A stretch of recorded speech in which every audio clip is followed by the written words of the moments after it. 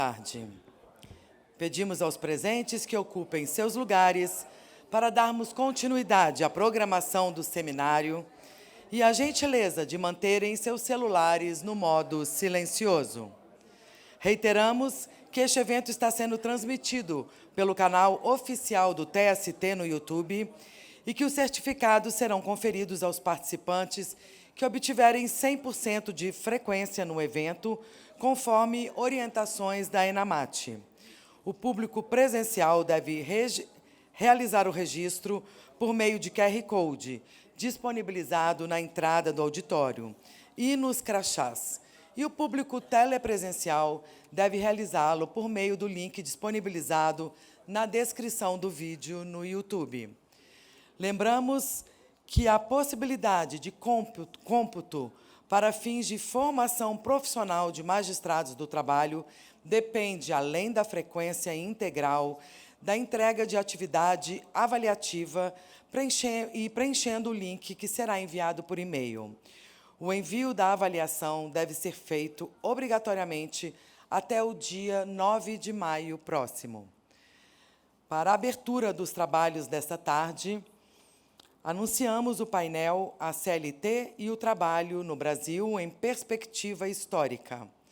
Convidamos para compor a mesa Sua Excelência, o senhor ministro Aloísio Correia da Veiga, vice-presidente do Tribunal Superior do Trabalho e do Conselho Superior da Justiça do Trabalho, que atuará como presidente de mesa.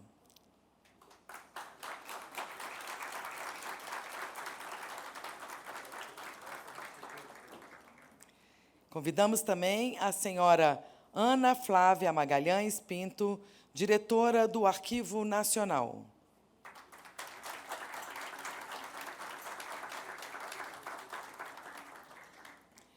E Sua Excelência, a senhora Magda Barros Biavaschi, desembargadora do TRT da 4ª Região.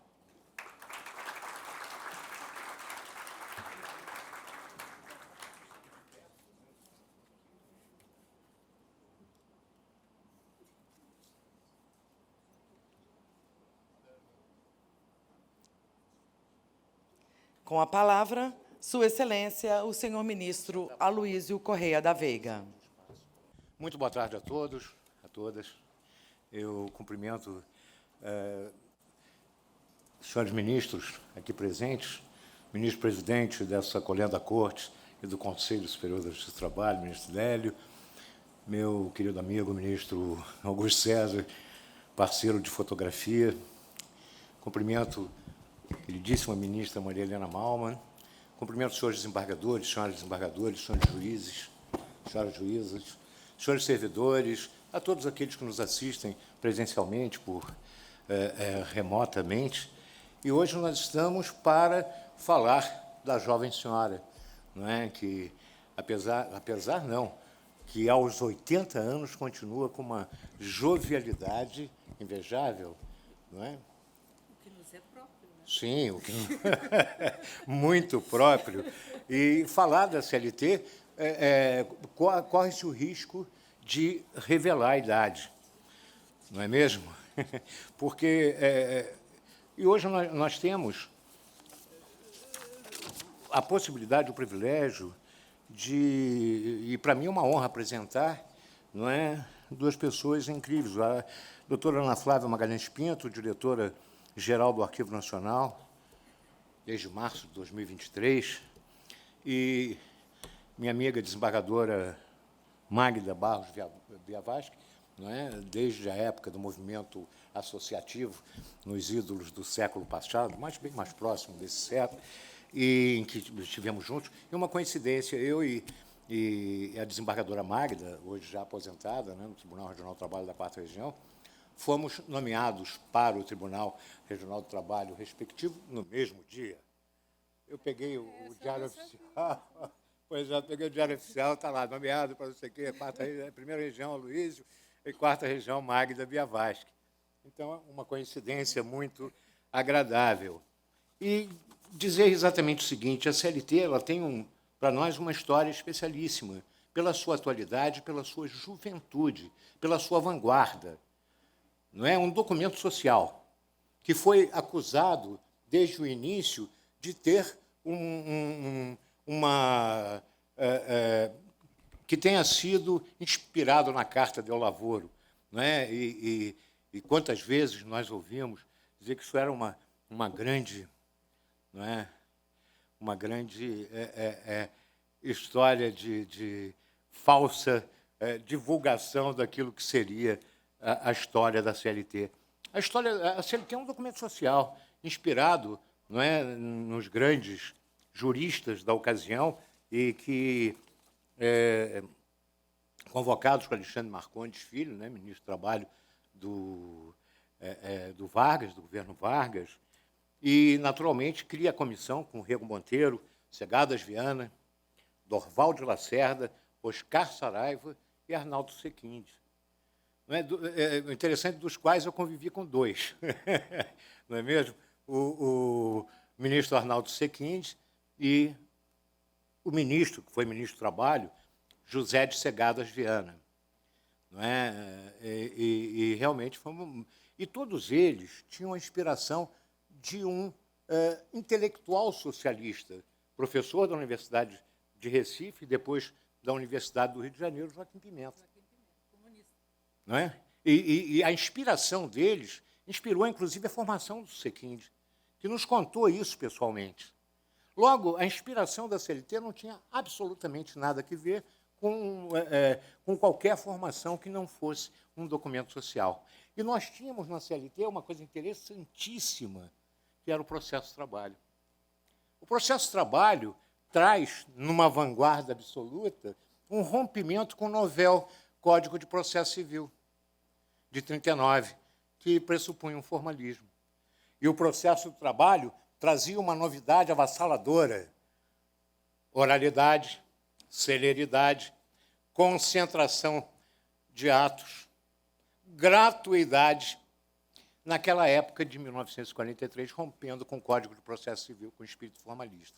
E trazia isso no Código de Processo, no processo do trabalho, a inspiração do Liebman, né, que nessa época veio para o Brasil, não é, vindo da Alemanha, com um pensamento do instrumento do processo, rompendo com o formalismo para se atingir o que? O fim. E essa gratuidade e o nosso DNA, o DNA do processo de trabalho, estava no método consensual de solução de conflito, a conciliação.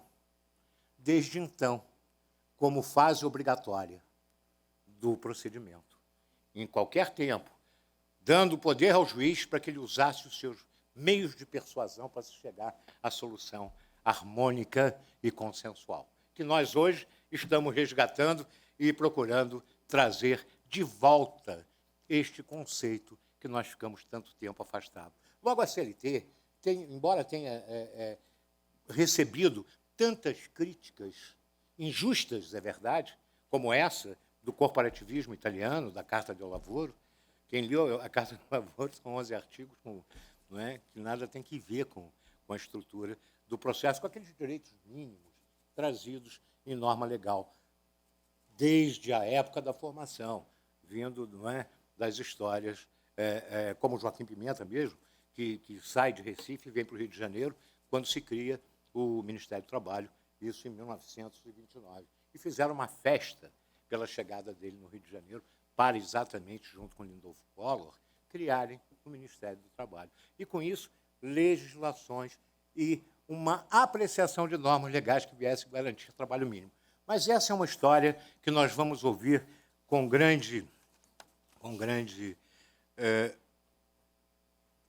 profundidade dos nossos palestrantes.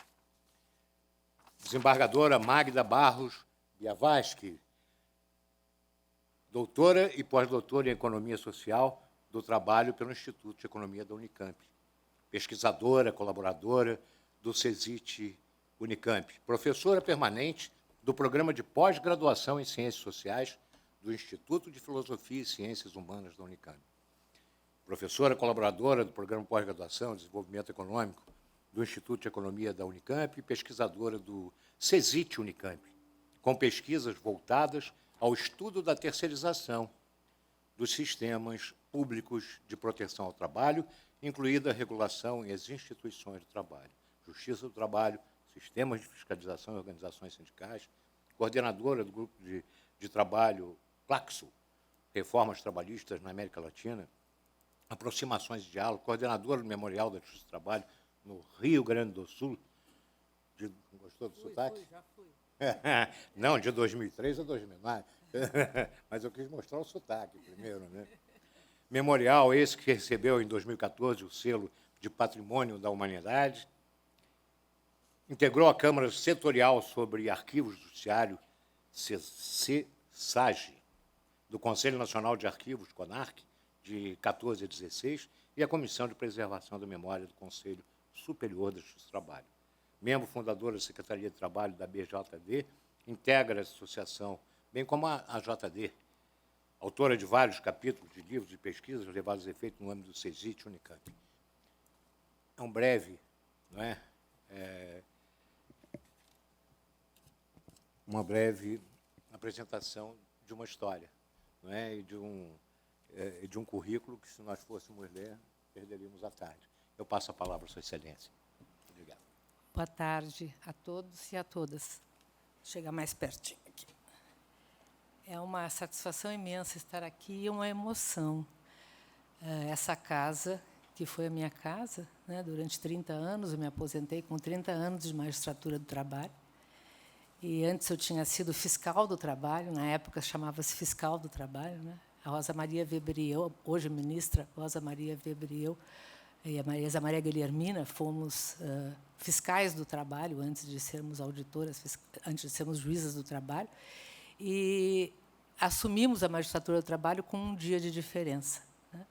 Ontem a ministra Rosa Weber disse que ela entrou no dia 19 de maio e eu entrei no dia 20 de maio do mesmo ano, pela nossa classificação no concurso, né? Ela teve a 4ª classificação e eu tive a 5ª classificação. Então, eu sou oriunda dessa casa, com muita satisfação, uma casa de grande prestígio e de grande dignidade. Hoje, bastante conturbada nos seus fundamentos e na sua lógica fundacional. Então, eu agradeço muito por esse convite que eu recebi deste tribunal, né, desse Tribunal Superior do Trabalho, e eu agradeço na pessoa do seu presidente, o ministro Lélio Bentes, que vem do digno 5º Constitucional, que é uma oxigenação para a nossa Justiça do Trabalho. E recebi também pelas mãos do diretor da ANAMAT, o ministro Maurício Godinho, a quem eu muito agradeço também pelo convite, e agradeço pelas magistradas, magistrados e servidores e servidoras que contribuíram com a idealização, com a concretização desse evento. Um evento muito importante e que, digo eu, histórico, porque está permitindo que se faça aquilo que o Galo, que felicidade ouvir o Galo falando. O Galo falou no painel que antecedeu a esse, que é o encontro da política das ruas com a política das instituições. Eu sempre gosto de dizer que, quando a academia se encontra com as organizações dos trabalhadores, com as centrais sindicais, dá cheiro de transformação. Mas dá um cheiro muito grande também quando a política das ruas se encontra com as políticas institucionais, né, nessa interação entre prática e teoria. Eu acho isso fundamental. E concretização no mundo da vida, que é o que esta casa faz dos direitos sociais fundamentais, como disse o meu querido presidente de mesa, né? Duramente conquistado, e como foi afirmado no painel que nos antecedeu, nos 2 painéis que nos antecederam, duramente conquistados nesse país, em respeito e em homenagem aos mineiros que me convidaram para estar aqui, de 1000 e tantas misérias. Por que os mineiros me convidaram para estar aqui? Porque eu recebi esse convite da mão de 2 ministros, por telefone, da mão de 2 ministros mineiros, do ministro Maurício Godinho e do ministro Luiz Felipe Vieira de Mello. Então, eu faço uma homenagem aos mineiros que me convidaram, representando as suas instituições, me convidaram para estar aqui, para falar sobre esse processo de construção do sistema público de proteção social ao trabalho neste Brasil de 1000 e tantas misérias, né, numa homenagem ao grande Guimarães Rosa, e que o sertão não vire mar e que o mar não vire sertão. Esse é o nosso desafio, e nós estamos aqui tratando desta caminhada que nos leve à construção de uma sociedade de homens e de mulheres substantivamente iguais, substantivamente livres. Isso não é pouca coisa, é uma adjetivação do livre. Substantivamente livres e numa sociedade ligada por laços de fraternidade e solidariedade, de eticidade e de justiça, numa homenagem à fala da mesa primeira do ministro Luiz Felipe Vieira de Mello, que tratou das questões de eticidade e de justiça que ele aprendeu na sua casa de um juiz do trabalho. Então, nós vamos falar um pouco dessa caminhada, por que o direito do trabalho nesse Brasil foi constituído, mas não só o direito do trabalho, não só as normas de proteção social ao trabalho, mas o sistema público de proteção social ao trabalho, que envolve as normas de proteção social ao trabalho, que nós concretizamos na norma de decisão, que é a sentença, mas envolve as instituições com incumbência de dar-lhes eficácia, de fiscalizar o seu cumprimento e de ampliar o seu espectro, que são a Justiça do Trabalho, os 2 sistemas de fiscalização e as organizações sindicais. Então, esse sistema público de proteção social ao trabalho, que estamos aqui a zelar e a buscar concretizar, é que eu vou tentar falar na minha fala de quantos minutos? Não pode ser o tempo necessário, porque a gente tem que ter um certo respeito pelos que vêm na frente. Isso, é só senão eu falo a tarde inteira. Tem que me dar um limite. Tá, 30 minutos. Obrigada. Então, essa é a incumbência que me foi dada. Né? Tá, 25 com a tolerância de 5. Tá. Então, essa foi a incumbência que me foi dada. E essa incumbência ela está fundamentada num trabalho que eu fiz, né, no meu curso de doutorado no Instituto de Economia da Unicamp, uma juíza do trabalho, né, tentando, que toda a vida buscou, na norma de decisão, concretizar um direito profundamente social e intuitivo da classe trabalhadora, essa é a sua razão de ser, num Instituto de Economia, né, à luz da lente do desenvolvimentismo, tentando, né, na leitura dos processos antigos, desde a década de 30, preservados no Memorial da Justiça do Trabalho no Rio Grande do Sul, que hoje, com alguns outros memoriais também, leva o selo de Patrimônio da Humanidade, da Unesco, porque o nosso acervo lá, todo preservado, né? Alguns destruídos, mas grande parte preservados. É uma coleção completa que nós temos, por isso ganhamos o selo de Patrimônio da Humanidade, e vai desde a década de 30 até o ano 2000. Então, nós temos lá um acervo com um prédio alugado para analisar esse acervo, e a nossa historiadora, que é diretora do Arquivo Nacional, sabe que, nesses processos autos físicos, né, nas linhas e nas entrelinhas desses processos, está a história brasileira. Está a história das lutas sociais, está a história das mulheres participando desta instituição, algo interessantíssimo. Está a história de institucionalização dessa instituição e está a história da construção de uma nação moderna, que se inicia, e assim eu começo, mas antes quero agradecer a todas e todos que estão aqui, presencialmente e online, e, sobretudo, agradecer a minha anfitriã de casa, que é a Maria Helena Malma, que me recebe na sua casa e que me permite estar aqui. E eu só estou aqui porque o médico autorizou que ela me cuidasse. Então, por isso, eu estou aqui. E agradecer a todos vocês. E vamos começar, e os meus companheiros de mesa, para a gente começar com essa caminhada histórica. E por que essa caminhada histórica?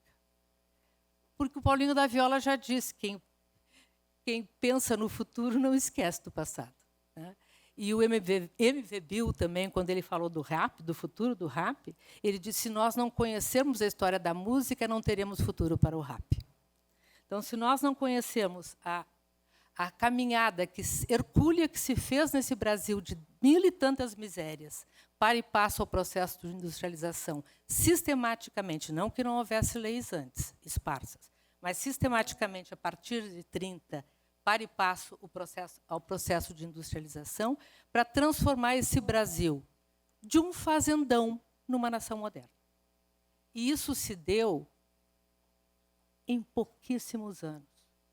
Esses dias eu estava ouvindo um vídeo da professora Conceição Tavares, que é a mestra lá na Unicamp, mestra de todos nós, em que ela dizia: e querem que essa CLT seja perfeita? E querem que esse sistema público de proteção social tenha sido perfeito? A Europa levou décadas para construir o seu sistema público de proteção social.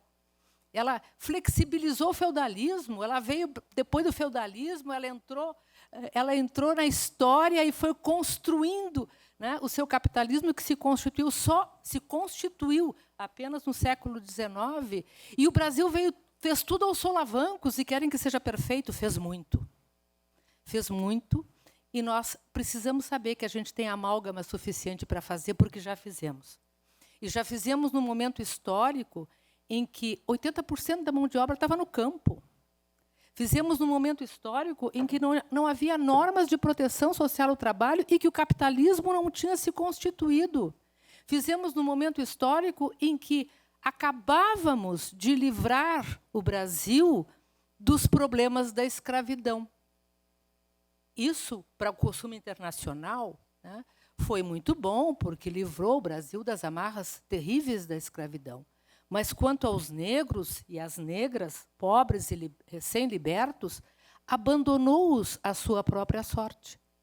De tal forma, sem nenhuma política pública que os integrasse, em 1888, essas negras e negras recém-libertos andaram errantes por aí, vadiando, segundo alguns, que continuam dizendo que andam em vadiagem, vadiando segundo alguns. Mas não podemos esquecer que vivíamos no auge do liberalismo. E o Brasil era um país ainda mercantilista. Então, esses negros e negras recém-libertos, pobres, sem nenhuma política pública que os integrasse, e, ademais, logo a seguir, em 1891 em diante, com uma política migratória que favoreceu a exclusão dos negros e das negras e dos pobres recém-libertos do nosso mercado de trabalho. Esse Brasil, assim constituído, dizia a Conceição Tavares, né, como é que vocês querem que ele, aos solavancos, e foi aos solavancos, passasse de um fazendão para a 8ª economia do mundo? E isso se deu de 30 a 80. E não foi nada fácil. Foi um processo de lutas, hercúleo, não houve nenhuma dádiva, não houve nenhum roubo da fala, não houve nenhum mito da outorga, não houve cópia fascista. Houve luta, houve conquista, houve demanda, houve greves, né? Houve um cenário de grandes disputas. E houve uma mudança também de correlação de forças naqueles que passaram a deter o poder a partir de outubro de 1930, em homenagem à Revolução Russa, que foi a Revolução de Outubro. E por que uma homenagem à Revolução Russa? Porque a ordem liberal do século XIX estava dando com os burros na água, porque a humanidade se dava conta de quê? A humanidade se dava conta de que a ordem liberal do século XIX não dava conta minimamente das demandas, das necessidades econômicas e sociais de todas as sociedades, e reagiu antiliberalmente, quer de forma autoritária, quer de forma democrática, a depender das suas estruturas sociais, a depender da história de cada nação. Reagiram antiliberalmente, quer de forma autoritária, quer de forma democrática. E esse processo de reação antiliberal, com planificação da economia, com o Estado tendo um papel fundamental e preponderante na coordenação do processo econômico, ou no desenvolvimento econômico, ou no desenvolvimento econômico que dinamiza os mercados de trabalho, a primeira experiência foi a Revolução Russa de 17. E por que Arnaldo Suseguinde, ministro Arnaldo Suseguinde, gostava de dizer isso? Por que dizem que é cópia fascista? Por que não dizem que foi cópia dos sovietes? Mas, na realidade, não foi cópia de nada, diz ele. Ou se cópia foi, isso quem diz é Oliveira Viana, ou se cópia foi dos socialistas e dos trabalhistas da Austrália e da Nova Zelândia, que, no século XIX, construíram algo muito similar ao que nós buscamos construir a partir de 30. Ou seja, a experiência brasileira de 30, para e passo ao seu processo de industrialização, que se inicia sistematicamente naquele momento histórico, é uma das experiências pioneiras de resposta antiliberal à crise brutal da ordem liberal do século XIX.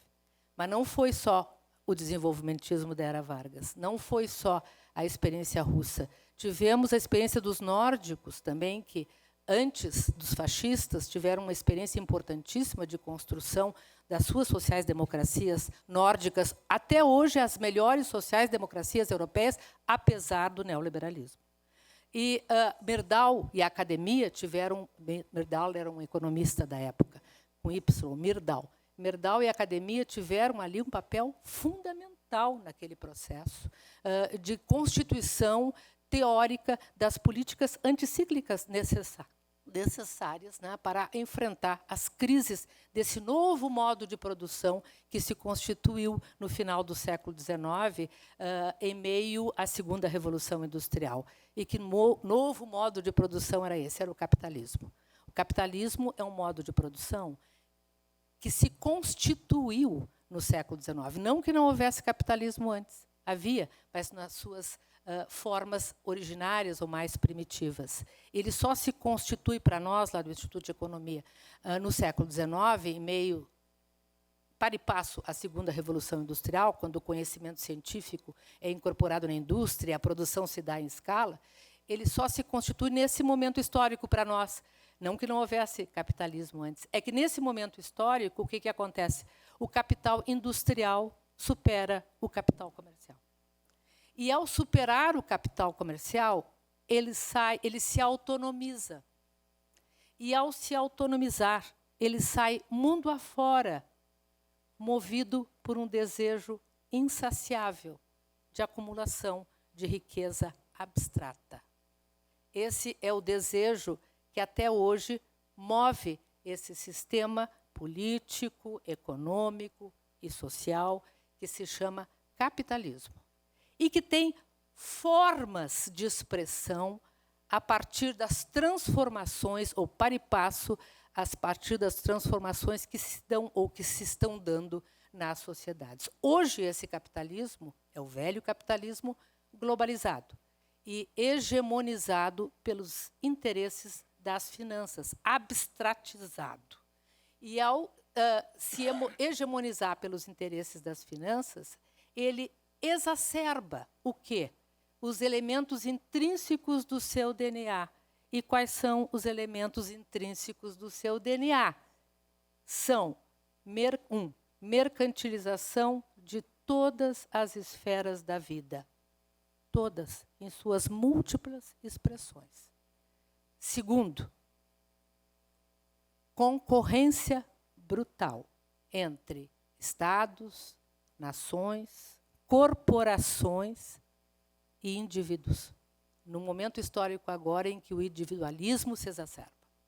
E 3, concentração brutal de renda, de riqueza e de poder, cada vez mais nas mãos de menos. Então, esses elementos que são instituintes do capitalismo, hoje estão exacerbados em tempos em que o capitalismo está globalizado e hegemonizado pelos interesses das finanças.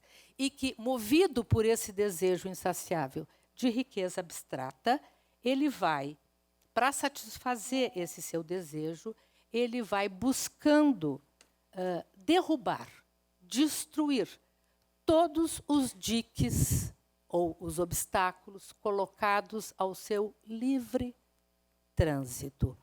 E o faz onde não há diques suficientes para conter esse desejo insaciável de acumulação de riqueza abstrata. O sistema, voltando ao início da minha fala, o sistema público de proteção social ao trabalho, arduamente construído nesse Brasil de mil e tantas misérias, a partir de 30, quando esse novo grupo assume o poder, eram socialistas, Agripino Nazaré, comunistas, Joaquim Pimenta, positivistas, né? O Getúlio Vargas era um positivista sansimoniano. Ele não era um positivista comtiano, ele era um positivista sansimoniano. Collor, segundo o ministro Arnaldo, saudoso ministro Arnaldo Susequinde, Lindolfo Collor, vírgula, o bom. Collor, que era positivista, né? Collor era um homem da saúde do Rio Grande do Sul, tinha uma farmácia, inclusive, foi convidado para ser o primeiro-ministro do Trabalho, Indústria e Comércio. Só por aí vocês veem o significado desse Ministério do Trabalho. Tudo estava dentro do Ministério do Trabalho. Ou seja, esse projeto de construção de uma nação moderna, para transformar esse Brasil de um fazendão num país moderno, numa nação moderna, estava dentro do Ministério do Trabalho, Indústria e Comércio. Então, trabalho, indústria e comércio, desse ministério chamado o Ministério da Revolução, cujo primeiro-ministro, foi muito difícil construir esse ministério, deu muita briga, muita disputa. Nada é serzidinho assim, né? Ou nada é tão serzidinho assim. Deu muita briga e muita disputa. E o convidado foi o Lindolfo Collor, que era esse homem gaúcho do Rio Grande do Sul, farmacêutico, do Vale dos Sinos, onde vêm os alemães, se instalaram lá. Esse farmacêutico, e, portanto, odiava conflito, os positivistas odiavam o conflito, eles adoravam uma sociedade ordeira, progressista e harmônica. Ele odiava o conflito. Ele aceitou ser o primeiro-ministro do Trabalho e convidou para ser o seu conselheiro, que era, na época, um cargo similar a ministro-chefe da Casa Civil da Presidência da República, que era o grande conselheiro do Ministério do Trabalho, Indústria e Comércio, que era nada mais, nada menos do que Evaristo de Moraes, o pai. Um socialista, um dos fundadores do Partido Socialista, um rábula no século XIX, um defensor das prostitutas e um tribuno fantástico que defendeu o seu pai num júri, e essa é outra história de amor. Este homem, que ontem, no evento de inauguração deste ato simbólico, simbolicamente histórico aqui, o presidente dessa casa fez referência ao livro de 1905, do Evaristo de Moraes Pai, que buscava alertar os trabalhadores brasileiros, usando a metodologia de 1848, do Manifesto, procurava alertar para que eles se unissem, não alagá-lo, mas se unissem para exigir uma tela pública de proteção social ao trabalho, né? Dizendo que o capitalismo estava se constituindo nesse país e era necessário, as indústrias iam crescer, e era necessário que os proletários, né, tivessem uma tela pública de proteção que os integrasse a essa sociedade. Esse livro foi um livro importantíssimo, mas que é escrito por Evaristo de Moraes Pai. Esse Evaristo de Moraes Pai,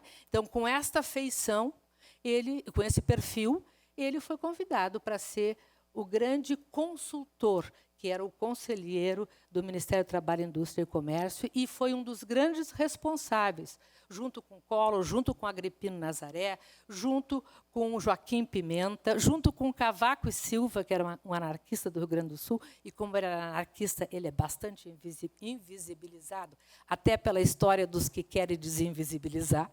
Então, o Cavaco e Silva era um anarquista, também participava, e por liberais, conservadores. Era uma pleiade de homens interessantes, não de mulheres. As mulheres estavam trabalhando. Era uma pleiade de homens, né, que tinham esta ambição de construir um país para o futuro. E esses homens, né, constituíram esse amálgama que começou em 1930, para e passo o processo de industrialização, liderados por Getúlio Vargas, né? O líder o regente dessa orquestra era Getúlio Vargas, também um positivista. Também um positivista sansimoniano, diferente do Collor, do Lindolfo Collor, que era um positivista kantiano. Tanto é, se vocês vão ler os decretos da época, e aí eu já estou entrando para a construção do direito do trabalho no Brasil, se vocês vão ler os decretos da época, ainda quando Lindolfo Collor era o ministro do Trabalho, vocês vão ver que ele sempre faz uma ode a Conte.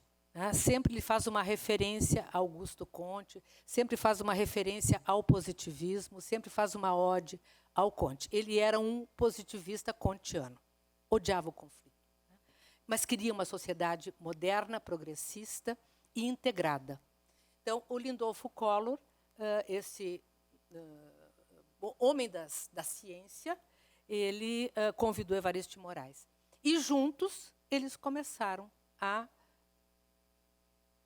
concretizar as promessas da chapa que participou das eleições de 30 e foi derrotada pelas urnas.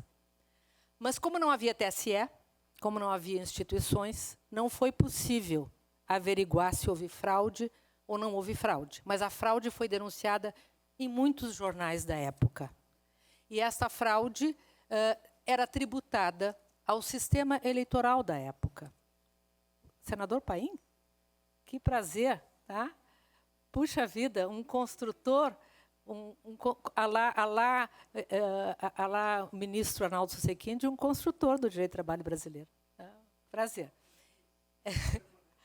Então, esse espectro que foi constituído naquele momento era para concretizar as promessas dessa chapa que perdeu as eleições.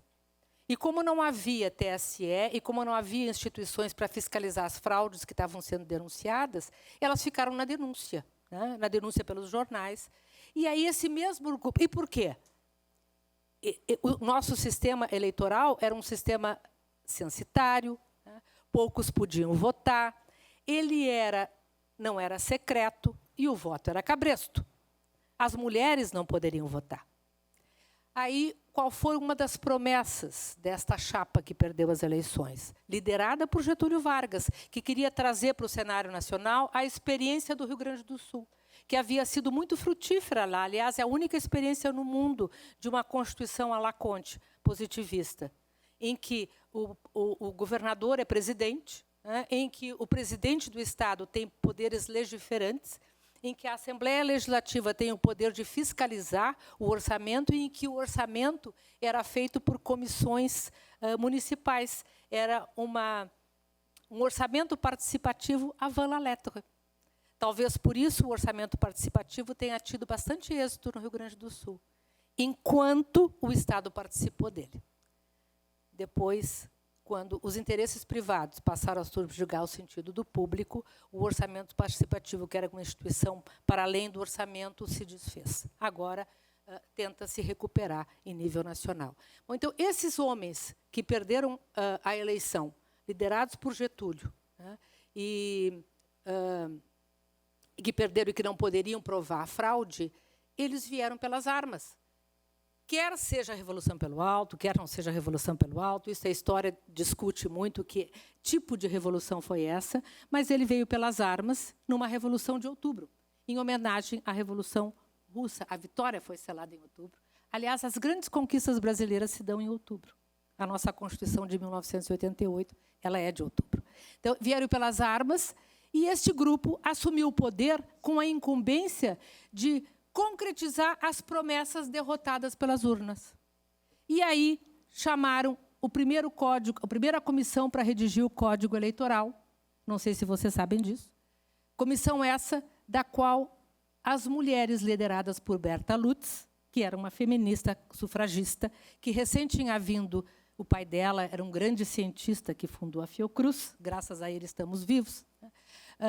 Não graças aos nossos ex-governantes, mas graças a ele estamos vivos. A Berta Lutz, e graças a ele, a filha dele, hoje estamos aqui, a Berta Lutz, ela veio sufragista da França, ela tinha de estudar na Sorbonne, porque o pai podia mandá-la para a Sorbonne, Ela ficou na Sorbonne na década de 20 e veio lá com todas e lá participou do movimento sufragista e constituiu aqui associações, reuniões de mulheres, etc., etc., para movimentar as mulheres brasileiras no sentido da luta. Aliás, muitas lutadoras no século XIX foram para a Europa, brasileiras. A gente tem várias histórias assim. E aí o Getúlio convidou essas mulheres, lideradas por ela, para participar da comissão que elaborou o primeiro Código Eleitoral a partir de 30, o novo Código Eleitoral. Essa comissão se reuniu em 31 e elas participaram ativamente da elaboração desse código. Na época não tinha parlamento, né? Era governo provisório. Era governo provisório e, quando o código findaram, né, foi apresentado à sociedade o código, que elas, não só elas, mas elas tinham contribuído para a sua elaboração, o Getúlio fazia assim, ele publicava o projeto em vários jornais de grande circulação no país para receber emendas. E isso se deu em dezembro. E elas estavam ansiosíssimas para ler o que tinham feito, né, que era o projeto de Código Eleitoral, no jornal, e foram ler o Jornal do Comércio, que era um jornal de grande circulação. E, quando elas vão ler o Jornal do Comércio, isso quem conta é uma brasilianista, estava lá escrito: fica assegurado o voto universal e secreto a todos os brasileiros e brasileiras, inclusive as mulheres, vírgula, salvo as casadas. Daí, isso é só para mostrar que o conservadorismo tece o nosso tecido social. Daí, a luta dessas mulheres foi que se indignaram, foi de uma grande inteligência. Elas, com seus saltos altos, que era saltinho SS, fazia barulho, e o chão era de madeira, elas subiram as escadas do catete, que era o palácio, né? Subiram as escadas, eliminaram, não permitiram notas taquigráficas, se fecharam, talvez a Alzira estivesse lá, mas acho que a Alzira saiu, se fecharam com Getúlio, não se ouvia nada além de gritos. Depois de 40 minutos, elas desceram as escadas, saltitantes, felicíssimas, de Azevedo, e, no dia seguinte, o decreto foi republicado e foi retirada a ressalva. Bom, aí foram apresentadas emendas, e, em fevereiro, isso foi 31, e em fevereiro de 1932, nós, mulheres brasileiras, fomos as quartas mulheres, a quarta categoria de mulheres no hemisfério ocidental, que conquistamos o nosso direito ao voto. Até então, era uma faculdade, porque era um direito, que veio mais tarde como obrigação, já na Constituição de 1934. Então, para dizer isso, disse isso para mostrar que nós, mulheres, tivemos um papel importantíssimo na construção desse sistema público de proteção social ao trabalho, que envolve não só leis, mas instituições. Logo depois desse grande êxito, faltam 5 minutos, logo depois desse grande êxito... Na prorrogação, 5 minutos. Logo depois desse grande êxito de nós, mulheres, veio o quê? O embrião da Justiça do Trabalho. Veio o decreto com as juntas de conciliação e julgamento. Veio o decreto com a jornada de trabalho para nós, mulheres. E vieram os decretos para a indústria e para o comércio, fixando a jornada de trabalho e fixando o direito ao salário igual para igual trabalho, independentemente do sexo e da idade dos que trabalham. Então, são conquistas femininas que vieram todas em 1932. E a criação e assim eu encerro, e a criação da Justiça do Trabalho, que veio por decreto também, das juntas de conciliação e julgamento, embrião da Justiça do Trabalho, permitiu, num artigo, se não me engano, é o artigo 11 do decreto, que as mulheres poderiam, e disse, apresentar as suas reclamações pelos direitos não observados individuais, porque os coletivos eram as comissões mistas, os direitos individuais não observados poderiam permitir as suas reclamações individualmente ou por meio dos sindicatos, que era uma substituição à van la lettre, independentemente da outorga uxória ou da outorga do seu pai. Ou seja, nós, mulheres, conquistamos a condição de sujeitos de direitos trabalhistas. E pudemos também, a partir de um outro decreto do mesmo ano, retirar as nossas carteiras de trabalho, que era o nosso documento legal, sem ou independentemente da outorga uxória. Esse processo, né, que foi um processo riquíssimo, de 1932, 1933, 31, 33, vai desaguar em 1935 na Lei número 62. Quando já tínhamos parlamento, depois da Revolução Constitucionalista, Getúlio ganhou, mas chamou a Constituinte e veio a Constituição de 38, abriu-se o parlamento, foi criada a Justiça do Trabalho na Constituição de 34, perdão, e aí, em 35, veio a Lei número 62, que incorporou a legislação da véspera, inclusive essas normas todas, e a Lei Eloy Chaves, de 23, e isso foi fonte material importante para, em 42, ser examinada pela Comissão de Notáveis, integrada também por Arnaldo Susequinte, que vai redigir o nosso Código do Trabalho, prometido pelos revolucionários de 30, ou a nossa consolidação das leis do trabalho, esta vetusta senhora, que faz 80 anos e que resiste. E que resiste apesar de todas as pedras colocadas no seu sapato por aqueles que não querem pedras no sapato, por aqueles que não querem pedras ao livre trânsito de um desejo insaciável de acumulação de riqueza abstrata. E aí eu vou me permitir ler minhas considerações finais para trazer para vocês as nossas esperanças. Porque esse processo todo, com idas e vindas, com grandes dificuldades, com avanços e recuos, ele vai desaguar na Constituição de 1988, que eleva todas essas conquistas e direitos à condição de sociais fundamentais, mas invisibiliza, né, algumas categorias, né, alguma categoria, ou uma categoria que já estava invisibilizada, como nos disse hoje de manhã Luísa, pela própria CLT, que são as domésticas. Porque direito é luta e organização. Quando entrou Centrão, deu o parágrafo único do artigo 7. Deu o parágrafo único do artigo 7 e restringiu os direitos das domésticas àqueles títulos ali anunciados. Mas essa restrição não se deu só ao Centrão. Se deu a nós, intérpretes da Constituição.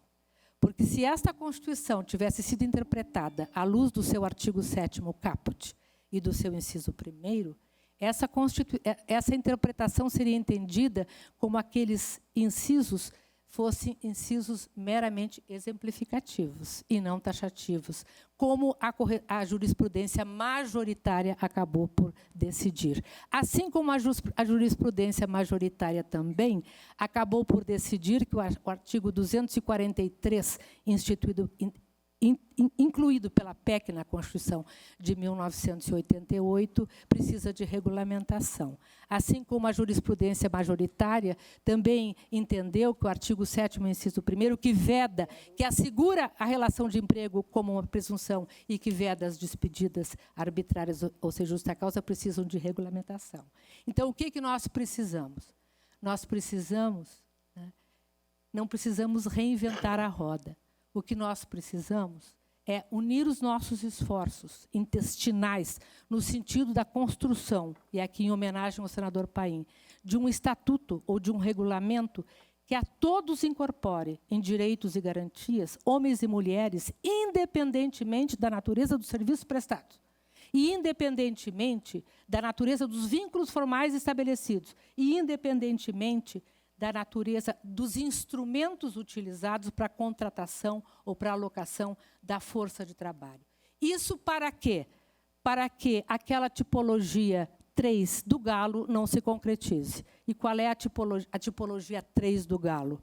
São os tempos gasosos. Para que os tempos voltem a não ser mais gasosos, para que os tempos voltem a ser reais, objetivos, e para que nós possamos rumar no sentido de uma sociedade, que é o que todos aqui queremos, de homens e mulheres livres, iguais, fraternos, e com um direito que cumpra, e com instituições que concretizem a sua lógica fundamental. A lógica fundamental da Justiça do Trabalho, importante instituição, que está sendo dizimada por reclamações constitucionais, a lógica desta instituição é concretizar um direito profundamente social e intuitivo da classe trabalhadora. E é esta Constituição que tem competência para dizer se há ou se não há relação de emprego. Então, nesse sentido, eu me despeço, agradecendo por estar aqui, pedindo desculpas por ter infringido o meu tempo. Mas eu acho que essa instituição merece que se infrinjam normas formais para que os conteúdos se concretizem. E que a lógica fundacional da justiça do trabalho, que é uma justiça que tem por obrigação dever, concretizar um direito profundamente social e intuitivo, em que as vontades individuais não imperam, porque essas normas que compõem esse sistema público são de ordem pública, inafastáveis pela vontade das partes. Apesar da reforma trabalhista de cunho liberal ou neoliberal ter dito que o encontro livre das vontades individuais suplanta, inclusive, as negociações coletivas. Caminhemos no sentido da reformulação ou da busca da concretização do ideário da justiça do trabalho e do ideário do sistema público de proteção social, que é social e não individual. O individualismo nos traz angústias e faz prevalecer os interesses individuais e privados diante do público. E quando o sentido do público é subjugado pelos interesses privados, não é necessário PEC, porque são as interpretações que reformam a própria Constituição. Haja vista vários temas do Supremo Tribunal Federal, em sede de repercussão geral, e haja vista as reclamações constitucionais, sem negar a importância fundamental do Supremo Tribunal Federal na garantia da democracia brasileira. Mas temos que lembrar também que o aprofundamento das desigualdades do nosso mercado de trabalho fundado a partir da exclusão, como o painel anterior mostrou, o aprofundamento dessas desigualdades sequestra e impede a democracia. Lutemos pela democracia com justiça social, como diz a Conceição Tavares. Economista que não concretiza ou que não pensa nos direitos fundamentais não é economista. Instituição do trabalho que não pensa, ou instituição pública que não pensa nos direitos sociais fundamentais, não assegura a democracia. Não há democracia sem direitos sociais fundamentais. Muito obrigada. Muito obrigado. A moçada está me pegando aqui, mas parabéns, viu, como sempre. Eu quero deixar de presente para a Enamate ou para a Biblioteca do Tribunal a minha tese, que tá esgotada, né? E esse livro, Memória e Preservação de Documentos, porque quando esses dois elementos não estão juntos, não se reconstrói o futuro. Nós estamos numa caminhada de reconstrução do futuro. E, para nós reconstruirmos o futuro, nós precisamos conhecer o passado, para ressignificar o presente e para, juntos, reconstruir um futuro melhor. Então, eu quero deixar esse presente e dou para o nosso presidente, para a nossa biblioteca, e trago porque estão os dois livrinhos esgotados. Obrigada. Desculpe ter passado o tempo, mas eu acho que o tema é tão fundamental. Nós estamos na iminência de sermos extintos, caso não reajamos, e direito é luta e organização, e se nós não reagirmos, o tempo vai dizer que a justiça do trabalho não é mais necessária. Muito obrigado, ministra Magda Biavai. Ministra não. É um reconhecimento. Economista social. Mas, não é, já com os cocares de ministra, não é? Eu queria dizer que realmente uma alegria e ouvi-la, né, diante do seu profundo conhecimento. Um tema, evidentemente, complexo, um tema em que nos assola já em muito tempo, e, como disse, reafirmar que a justiça do trabalho é a única capaz de solucionar, conciliar e julgar os conflitos sociais decorrentes de relação de trabalho. Todos os conflitos decorrentes de relação de trabalho é da competência da justiça do trabalho, que nós nos afastamos e a maioria das decisões foram oriundas de conflito negativo de competência. E, muitas vezes, a reafirmação dessa competência cabe a nós lutarmos pela Carta de 1988, que ampliou sobremaneira a competência desse órgão de jurisdição. E dizer exatamente o seguinte: competência é como cafezinho, não se rejeita. Por isso que precisamos, de fato, criar esse método de, juntos, lutarmos para preservar a história da Justiça do Trabalho. Vida longa à CLT e que isso seja a súmula. Eu aprendi isso aqui ontem. Muito bem, eu passo a palavra à professora Ana Flávia Magalhães Pinto, historiadora com formação interdisciplinar em comunicação e literatura, diretora-geral do Arquivo Nacional desde março de 2023, professora do Departamento de História e Programa de Pós-Graduação em Direitos Humanos da Universidade de Brasília. Integra o Grupo de Trabalho de Emancipações e Pós-Abolição da Associação Nacional de História e a Rede de Historiadoras Negras e Historiadores Negros. Com a palavra, a professora Ana Flávia Magalhães Pinto. Muito obrigado. Muito bem-vinda. Consegue me ouvir? Eu não chego mais do que isso. Eu começo agradecendo pelo convite para estar nessa casa pela primeira vez, nesse momento tão oportuno, né? Faço esse agradecimento ao próprio ministro Lélio Bentes Correia, presidente do TST, ao ministro Aloísio Correia da Veiga, vice-presidente. Também agradeço a partilha dessa mesa, à desembargadora Magda, e agradeço ainda, em especial, a todas as pessoas que se envolveram para que esse seminário ocorresse com expressivo, né, cuidado com os detalhes que eu tenho observado desde o momento em que eu recebi o convite, né, e eu aproveito para cumprimentar especialmente a juíza auxiliar da presidência do Tribunal Superior do Trabalho, a senhora Adriana Melônio, tá? Nesse esforço, né, de que várias vozes pudessem ser escutadas nesse momento de reflexão, celebração e desafio, né, autodesafio a respeito da CLT e da própria Justiça do Trabalho nesse país.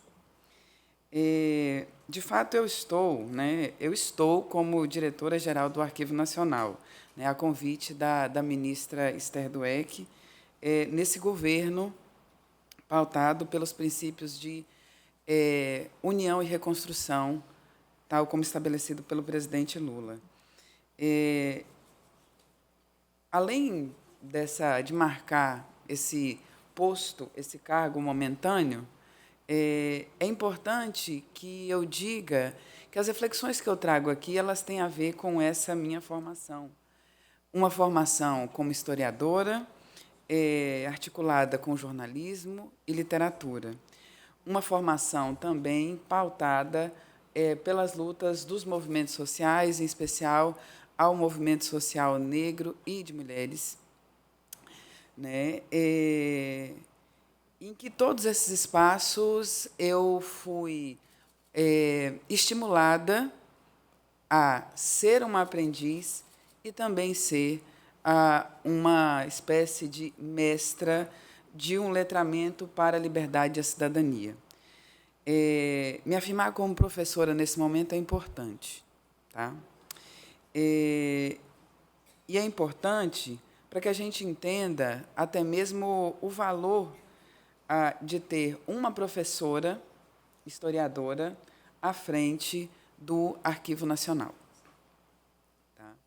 O Arquivo Nacional, que recentemente sai do Ministério da Justiça e vai para o Ministério da Gestão e da Inovação, como um sinal do fortalecimento da gestão da memória do país, como um instrumento da própria gestão pública e também da promoção de cidadania e de direitos humanos.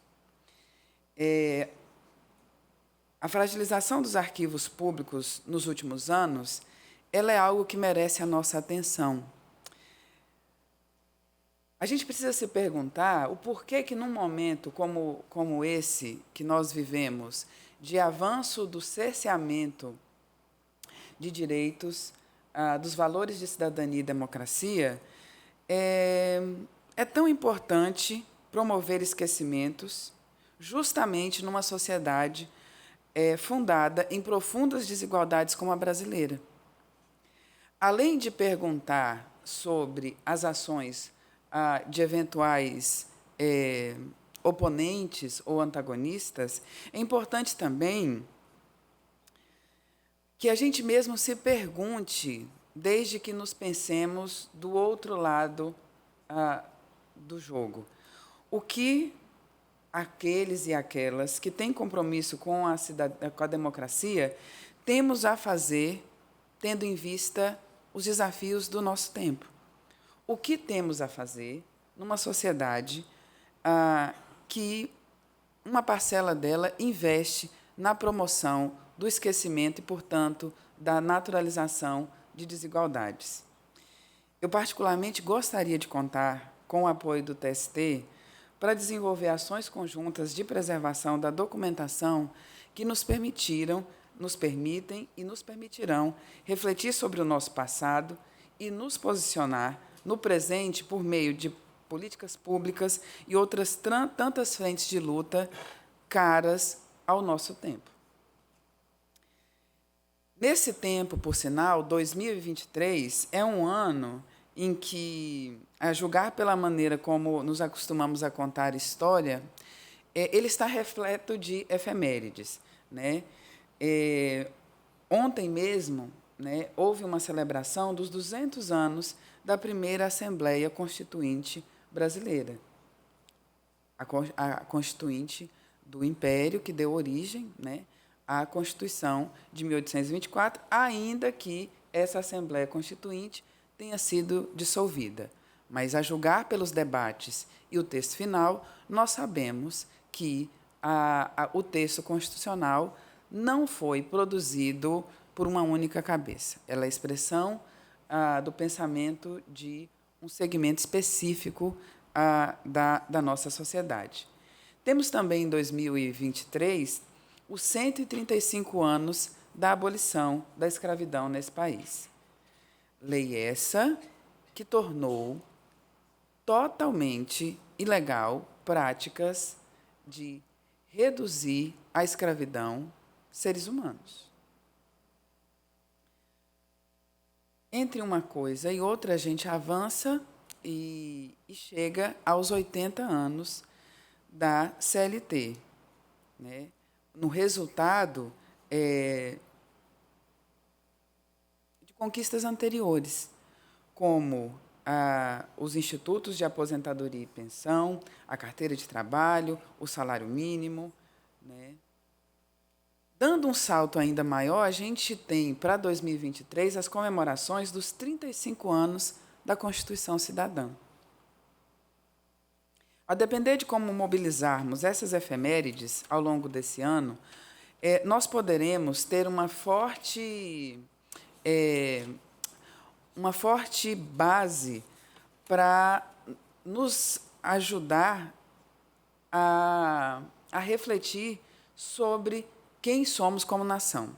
E eu acho que esses 80 anos da CLT, esse espaço criado pelo TST, é algo muito caro para, inclusive, a gente ter a dimensão da centralidade desse debate num país como o Brasil. Isso pode, inclusive, nos fazer descer para o chão da história e ler eventos como a criação do Ministério do Trabalho, em 1930, e a própria estruturação da Justiça do Trabalho em anos seguintes, como algo que tem a ver com a movimentação de sujeitos sociais hoje apagados na narrativa hegemônica com que a maioria da população brasileira lida, né?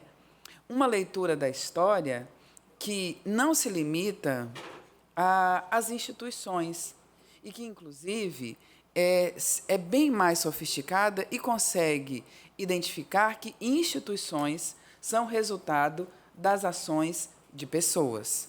Pessoas que disputam posicionamentos, perspectivas, projetos e que vão dando a medida do presente e, portanto, construindo o nosso passado por meio da sua agência. E num país como o nosso, é importante que a gente desça para o chão da história para encontrar com o povo brasileiro como sujeito, sob o risco de não termos, nos combates da atualidade, os sujeitos imprescindíveis para a superação dos nossos traumas e mazelas. Eu digo isso e lanço algumas perguntas, né, que cabem aqui. Por que ainda faz tanto sentido o uso de expressões como cidadania incompleta, cidadão de segunda classe, quase cidadão, para tratar do tema da cidadania num país como o nosso? Quais as interdições à cidadania plena se tornaram tão naturais a ponto de figurarem contraditoriamente como garantia da estabilidade da própria nação, base de sustentação de um controverso bem comum que não é para todos e nós sabemos disso? Responder a esses questionamentos implica, antes de mais nada, recapitular os termos em que temos pensados os sujeitos de direito, os sujeitos de cidadania e, por certo, os trabalhadores e as trabalhadoras que dão uma boa medida da maioria do que chamamos de povo brasileiro. Essa pergunta, portanto, nos coloca o desafio de lidar com algo que é doloroso, mas é efetivo. Como a escravidão contemporânea se sustenta na atualidade? Por que parece seguro para tantos empresários nesse país apostarem na precarização da liberdade, na precarização, na precariedade da cidadania para amplos setores da nossa população?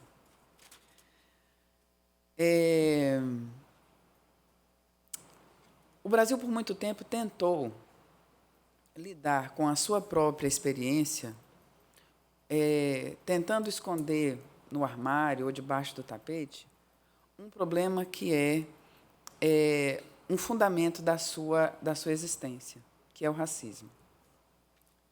Isso tem consequências gravíssimas. E eu proponho aqui um exercício, apresentando alguns dados.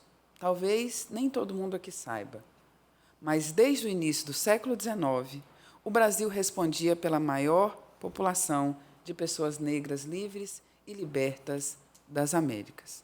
Isso mesmo após a Revolução do Haiti, que extinguiu a escravidão naquela porção da ilha de São Domingos. Esse exercício é importante porque o que eu quero falar aqui não tem necessariamente relação direta com o que acontece após o decreto-lei da CLT, mas foi decisivo para a maneira como nós pensamos a sua instituição e os seus desdobramentos e, portanto, dimensionamos as suas fragilidades. Esse dado do início do século XIX, ele pode ser ainda mais amadurecido com um outro dado.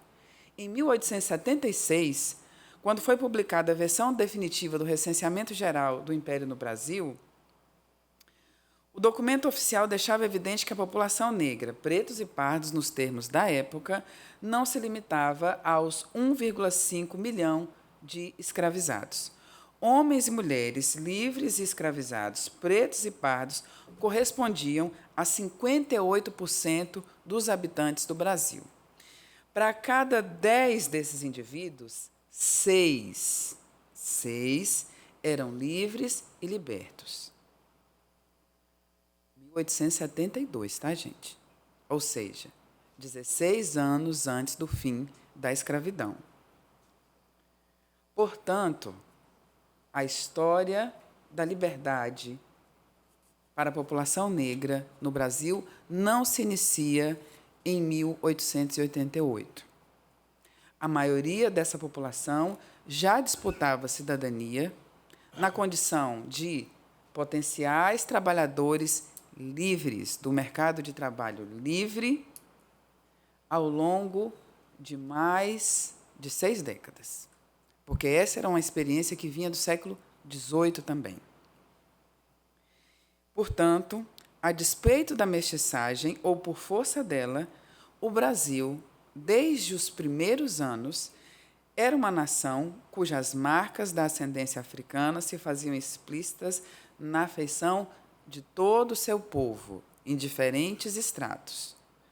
Curiosamente, as múltiplas experiências da liberdade negra, sobre as quais esses números nos convidam a pensar, passaram ao largo dos comentários da época e da maioria dos estudos sobre a história do Brasil até bem recentemente. O estabelecimento de uma matriz narrativa fixada nos termos dicotômicos livres ou escravos contribuiu para que o primeiro se tornasse sinônimo de pessoas brancas e o segundo encapsulasse a vida de homens e mulheres de origem africana que viveram em solo brasileiro até a abolição. Mais do que apenas um produto da ação da memória, a precariedade da liberdade negra, já na primeira metade do século XIX, era um dado comum nas práticas cotidianas. E tomar uma pessoa negra como escravizada, até que ela se provasse livre ou liberta, marcou muito das relações de trabalho desse país. A equivalência entre liberdade e cidadania não estava no horizonte. Em vez disso, o que se tinha eram as costumeiras interdições afetando indivíduos com diferentes perfis dos mais diversos. De tal sorte, a presunção da escravidão figurava como uma manifestação de dinâmicas de racialização e racismo profundamente arraigadas, tão profundamente que, a despeito do que pode ser lido nas tabelas censitárias e em inúmeros outros documentos que estão espalhados pelos arquivos desse país, é comum deparar ainda hoje com pessoas que acreditam que a população negra começou a liberdade em 13 de maio, o que alimenta o equívoco segundo o qual, antes da abolição, esse segmento não teria reivindicado direitos como trabalhadores, como cidadãos. Isso apaga o protagonismo de amplas parcelas da população negra na construção das greves, da formação de associações, dos primeiros sindicatos, dos partidos de trabalhadores, partidos socialistas, operários. Isso, portanto, sequestra a agência histórica do povo brasileiro. Essa negação como um traço da nossa sociabilidade se firmou como um encaminhamento necessário para os projetos de nação forjados pelas elites brasileiras ao longo do tempo, sobretudo diante da necessidade de disfarçar certos impulsos de negação de humanidade e de cidadania plena a amplos segmentos da população. Assim, após quase 4 séculos, explorando a maior quantidade de gente africana submetida à escravidão via tráfico transatlântico nas Américas e tendo sido o último país da região a tornar o escravismo ilegal, o Brasil assistiu à imposição de um contrato social que, na segunda metade do século XX, foi nominalmente denunciado como mito da democracia racial por intelectuais ativistas negros e negros, a exemplo do senador Paulo Paim, aqui presente. Por força desse mito, a população negra, no imediato pós-abolição, passou a ser tratada como a expressão residual de uma fase superada ou em vias de ser, podendo existir sob a tolerância paternalista ou a repressão atenta de governantes e agentes do Estado que diziam trabalhar para o progresso de todos, mas que, na verdade, operacionalizavam dinâmicas de exclusão. E isso só não foi mais grave Porque houve luta. Luta que, inclusive, dá a medida dessa lei que celebramos hoje. Que não, como destacou o ministro Aloísio, ela não é expressão de uma mera cópia de leis europeias. Ela é expressão de processos históricos que foram sendo sistematizados por meio da legislação que nós temos, ainda que seja difícil para nós enxergar a agência desses sujeitos. Graças a esse tipo de ocupação do terreno da cidadania, foi sendo atualizado aquilo que Sueli Carneiro classifica como dispositivo da racialidade, presente no modus operandi do conservadorismo brasileiro, fundado na centralidade do sujeito masculino, branco e concentrador de renda, que manifesta falsa ou relativa simpatia a quem rejeita para se manter no poder. Para isso, nega as violências praticadas e busca subdimensionar a existência dos que não se encaixam aos seus caprichos. Nessa dinâmica, que vem sendo reorganizada, renovada e também confrontada, não surpreende, né, que muitos de nós ainda leiamos o tempo presente nos termos de uma abolição inacabada ou falsa abolição. Acontece que seguir reconhecendo cidadãos e cidadãs, trabalhadoras e trabalhadores, como resíduos da escravidão neste país, como sujeitos incompatíveis com o que se pressupõe ao se falar de cidadãos, de sujeitos de direitos, em vez de romper com os vícios da exclusão, isso acaba reforçando. Acredito ser imprescindível voltar nossos olhares para o passado a fim de observar como, a despeito da sua precariedade, a liberdade e as cidadanias negras, indígenas e pobres no Brasil eram fartamente assinaladas e marcantes bem antes do fim da escravidão e ao longo de toda a nossa história republicana. A incompatibilidade entre essas pessoas e a imagem da liberdade e do trabalhador universal por excelência é um sintoma desses esforços de sequestro da nossa condição de sujeitos históricos, políticos e de cidadania e, portanto, de humanos completos. Assim, mais do que circunscrever as vulnerabilidades da população negra estritamente na escravidão, precisamos reposicionar a nós mesmas no que diz respeito à nossa capacidade de analisar historicamente a sofisticação do racismo na construção da história do trabalho nesse país. A afirmação dessa tomada de postura me parece decisiva para um acerto de contas com o nosso passado, e isso pode nos ajudar a dimensionar, mais uma vez, a importância da CLT no século XXI, e não no momento em que ela foi, inclusive, estabelecida. Voltar atrás e pensar sobre como era o Brasil sem CLT é algo que eu acho que cabe, porque a proposta de ridicularizar e dizer que é uma lei ultrapassada tem naturalizado práticas que eram até mesmo estranhas e violentas no século XIX. Em 1830, numa lei de 18 de setembro, que foi estabelecida com o objetivo de regular o contrato por escrito sobre prestação de serviços feitos por brasileiros e estrangeiros dentro e fora do Império Brasileiro, se instituía coisas como a necessidade do contrato por escrito, né, a prestação de serviços por tempo determinado ou por empreitada, em que houvesse o adiantamento do pagamento, ou seja, a possibilidade de se receber antes de trabalhar, algo que a gente até perde, né? Mas, ao mesmo tempo, era uma lei que não reconhecia o trabalhador como sujeito de direito. Em seu artigo 5º, ela se estabelecia: o prestador de serviços que, evadindo-se ao cumprimento do contrato, se ausentar do lugar, será a ele reconduzido preso, por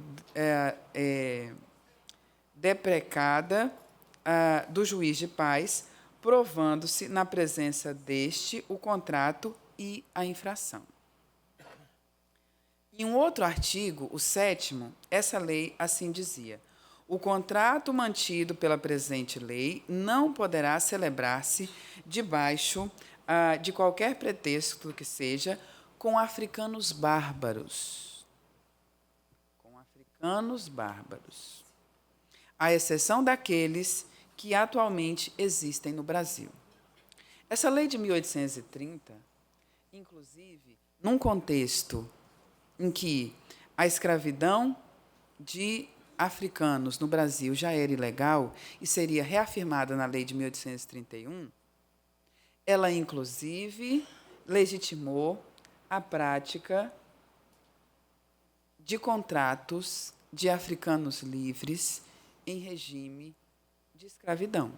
Africanos livres foram aqueles sujeitos que, inseridos no mercado de trabalho escravista após a lei de 1831, aqui permaneceram sob a tutela do Estado e foram colocados, inclusive, a trabalhar em órgãos do Estado brasileiro por meio de contratos de trabalho, a exemplo desses estabelecidos, autorizados por essa lei.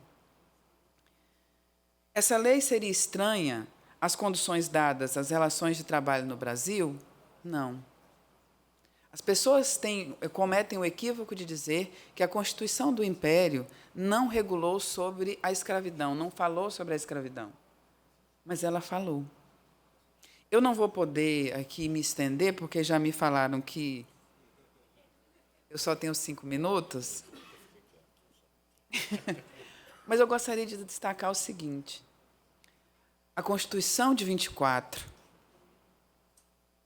próxima efeméride, né? Estamos aí em vias de chegar à Constituição de 24, senador Paim. Ela estabeleceu critérios de exclusão de pessoas negras da condição de sujeitos de direito. Africanos libertos se tornaram apátridas nos termos da Constituição do Império. A eles não foi reconhecida a cidadania brasileira de modo automático. Isso autorizou inúmeras, incontáveis, nós não temos ainda dimensão de quantas pessoas foram reescravizadas por conta desse não cuidado, ou melhor, desse cuidado de não garantir cidadania a africanos libertos nesse país. Pessoas brasileiras escravizadas que alcançassem a alforria, elas tinham apenas acesso a direitos civis parciais e também a direitos políticos parciais. A gente não tinha direitos sociais ainda no século XIX. Isso também fragilizou as possibilidades de trabalho de pessoas nascidas no Brasil, submetidas à escravidão e que conseguiam a alforria. Esses dois níveis de exclusão, de precariedade da liberdade, eles também orientaram e estavam relacionados com as fragilidades de pessoas negras nascidas livres nesse país.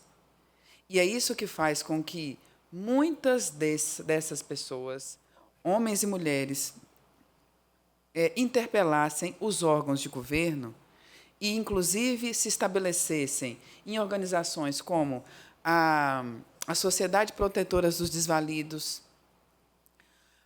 os Montepios, as associações de trabalhadores, Brasil afora, mas Brasil afora mesmo, inclusive em articulação internacional, e desse as bases das lutas por trabalho nesse país. Nessa dinâmica toda, é importante destacar a fragilidade das trabalhadoras, em especial das trabalhadoras negras e também indígenas desse país. Ao serem pressupostas, estou encerrando, como a expressão oposta do que a gente tinha como cidadãos, mulheres negras nem sequer foram pensadas, e muitas vezes ainda não são pensadas, como sujeitas das lutas pelos direitos das mulheres ao longo da nossa história. Isso não significa que elas não tenham agido. Eu gostaria, inclusive, de convidar, né, a uma leitura de um texto que eu fiz justamente pensando sobre isso, nessa inviabilidade dessas sujeitas, né, e os reflexos disso nas mais variadas frentes, né, de reflexão sobre o Brasil. Eu digo com toda a segurança, não é por falta de fonte que as histórias dessas pessoas, a história do povo brasileiro, não é aquilo que nós mais dominamos ao falar sobre as nossas lutas. E a gente sabe que algo mais grave, perdas ainda maiores, não afetaram a CLT por força da própria luta dos trabalhadores e das trabalhadoras desse país em apoio e diálogo com pessoas como essas que compõem essa casa e que compuseram. Nesse sentido, eu gostaria de chamar a atenção, para encerrar, e convidar para uma leitura desse artigo, cujo título é Por uma história que confronte memórias desumanizadoras construídas pelo racismo. Esse artigo está presente num livro organizado pelo professor Hélio Santos, intitulado A Resistência Negra ao Projeto de Exclusão Racial. Foi publicado, está disponível, procurando não vou fazer um comercial completo agora, da editora, mas, se vocês procurarem pelo esse título, A Resistência Negra ao Projeto de Exclusão, vocês conseguirão acessar não só esse artigo, mas vários outros. Artigos que têm no centro uma defesa daquilo que é mais caro a trabalhadores, a maioria dos trabalhadores e das trabalhadoras nesse país. O reconhecimento da sua condição de trabalhador, de cidadão. E é por isso que é tão importante, por isso que, a despeito de um início de gestão bastante conturbado, considerando aquilo que a gente recebeu de herança do último governo, é que eu falei, Adriana, eu vou. Eu sei que vai ser uma loucura, mas é importante que a gente compartilhe um pouco dessas reflexões, porque a gente está num momento oportuno de não só valorizar as conquistas que nós tivemos até agora, mas adensá-las com vistas à construção de um Brasil que finalmente possa dizer com segurança que é para todas, para todes e para todos, de todas as cores, raças, etnias, credos, origens, orientações sexuais, enfim, tudo aquilo que nos constitui como humanidade. Obrigada. Muito bem, parabéns.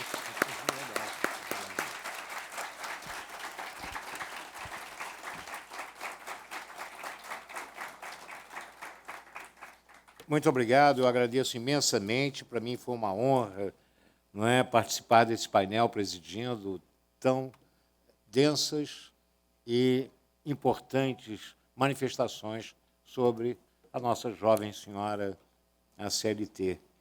E com relação à desembargadora Magda Biavasque, né, com relação ao culto à ancestralidade daqueles que deram origem a esse documento social de importância fundamental.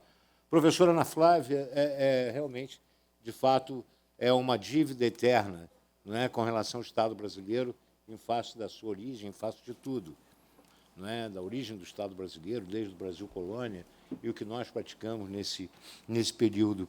E essa dívida de fato, uma permanente reflexão para todos nós. E dizer que, de fato, como a senhora bem disse, o trabalho antes da CLT era caso de polícia, porque toda vez que havia uma reivindicação por dignidade, por melhorias, não é? A repressão policial era absurda e culminava em prisão até nas manifestações grevistas. Mas agradeço e... Posso fazer um convite para a professora Ana Flávia? Pode. É um convite e uma...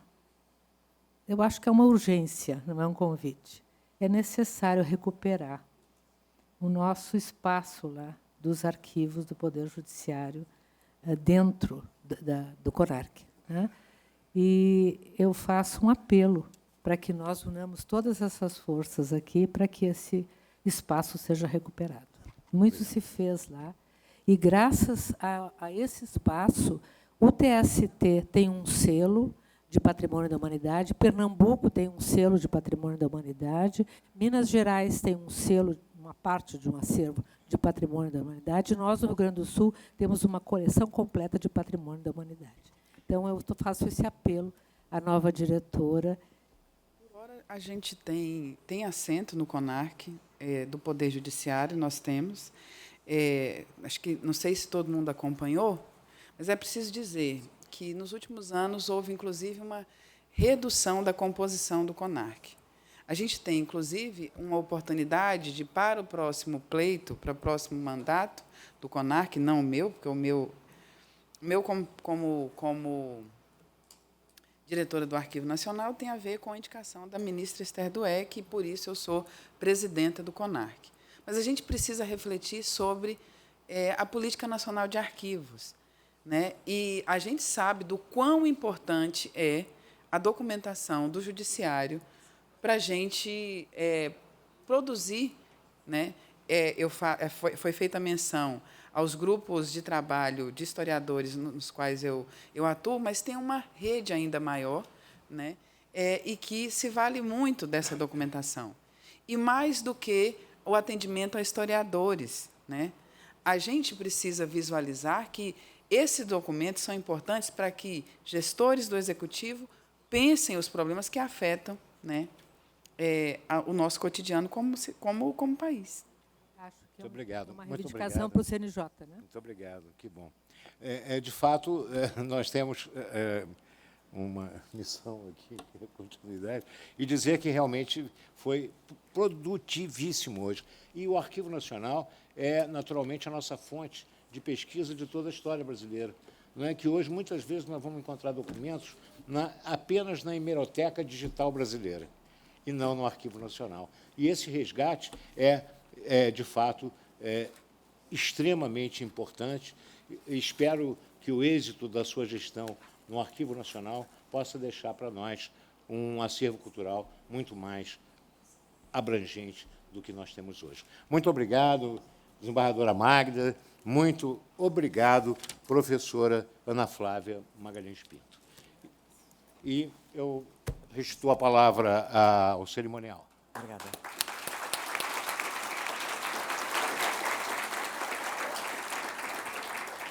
Neste momento, Sua Excelência, o senhor ministro Aloysio Corrêa da Veiga, fará a entrega da medalha comemorativa dos 80 anos da CLT e dos certificados de painelistas à senhora Ana Flávia Magalhães Pinto e à desembargadora Magda Barros Biavasque. Professora, aqui está o certificado da palestra, né, uma recordação pela sua brilhante palestra conosco. E passo também a medalha comemorativa dos 80 anos dessa jovem senhora CLT, para demonstrar o empoderamento feminino, não é? Porque não é o senhor código, é a senhora consolidação. Parabéns e muito obrigado, que seja naturalmente a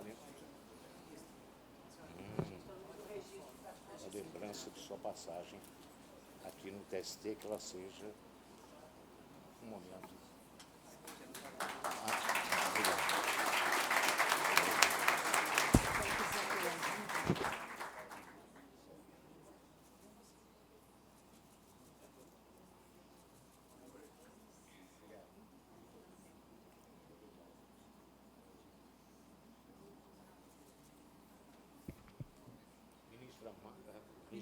Pô, tá pegando um negócio, hein? Quem sabe?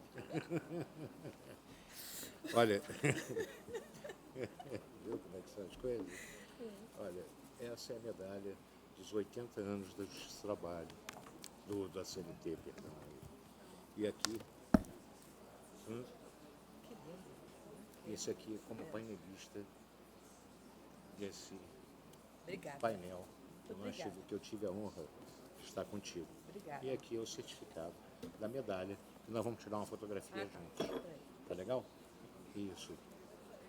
Segurar tanta coisa, medalha, né? Sim. E abraçar. Vamos